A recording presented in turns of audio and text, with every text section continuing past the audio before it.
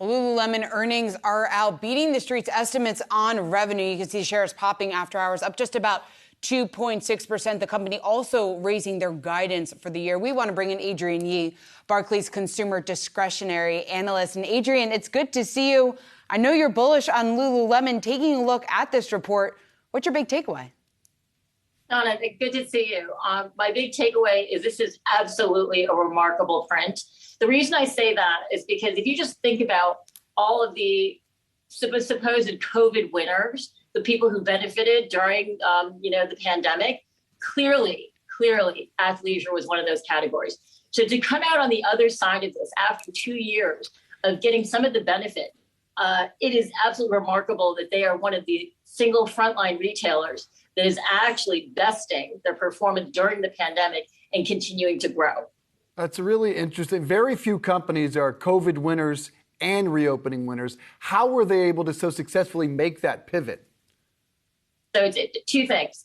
So during the pandemic, one of the things that they did is they actually acquired customers, new customers, as we all know, but they acquired them at younger and younger age ranges. If you think about the Lululemon from, say, 7-10 years ago, or even when they IPO'd, it was largely a soccer mom, right? A soccer mom that was probably in her late 30s, early 40s, and well-to-do.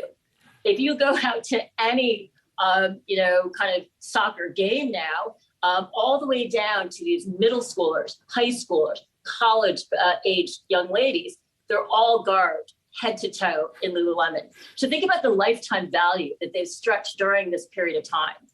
And then the second piece of it is that they are giving the customer new things to buy with her dollars. So even though she is full up on yoga wear and athleisure, they're giving her footwear, they're giving her tennis, golf, men's, and then they're building through international.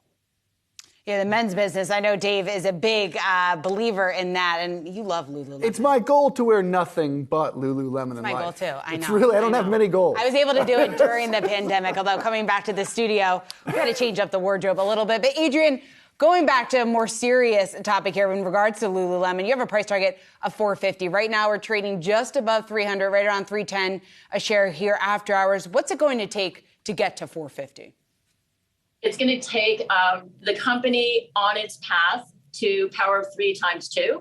They just had an Analyst Day, April 20th, and they laid out effectively the same goals that they had in their last 5-year plan. By the way, they reached that 5-year plan in 3 years. So they had to reset those goals. And that's to take the business from $6 billion in sales to $12 billion in sales, to double men's, to double digital, and then to quadruple their international.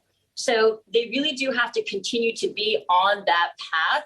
But if you think about the growth and the opportunity, both in EMEA and in Asia and Greater China, in men's, as we just said, they're kind of at the tip of the iceberg. I'll give you a quick stat here. Their $5.5 billion in North America is primarily women's, right? So there's about 25% of that is men's. But if you think about Nike's North American apparel business alone, it's about $5.5 billion. So that is a crazy rivalry where Lululemon is actually at the forefront of that contest. Yeah, they project to double their men's sales this year alone. You mentioned the international potential, but domestically, is there a new product line in the works? What's next for Lulu here? So for men's, it's all about kind of that, they call it the to and from, right? So for you, it'd be the ABC pant. And that line has been tremendously successful. It is something that you can take from the COVID, at work at home, and it actually does benefit from return to work. So when we're back in the office or when we're doing meetings, I would say 90% of the people we're meeting with are actually in those kind of ABC pants and then the wear to work. They are also going to be doing that type of product and starting to slowly introduce that in the women's side of the business. So that's another avenue for them to kind of increase, as I said, her share of wardrobe. And Adrienne, we're going to get the earnings call. It's expected to get underway in just a couple of minutes from now. What do you want to hear from Lululemon, from the executive team on this call? Yeah, it's pretty phenomenal that their second quarter, right? So their second quarter, actually, they raised sales and they raised EPS. Even though their China exposure is fairly de minimis at this point, it's only low single-digit % of sales. I'm very curious to hear what is going on with their China business? Why aren't they down 40% like many of the others who have guided for that region?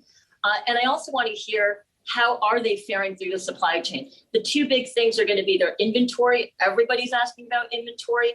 And then to the extent the potentiality, right, of these promotions. I think you were just talking about RH and talking about the promotionality of the environment. If they don't play ball, maybe they'll lose some share. Lulu does not play the promotional game. And I think that the key here is that their brand is so darn strong and they have so many new entrants to the brand that they can continue to drive the full price sale. Very interesting. Adrienne Yee, appreciate you joining us. Thanks so much.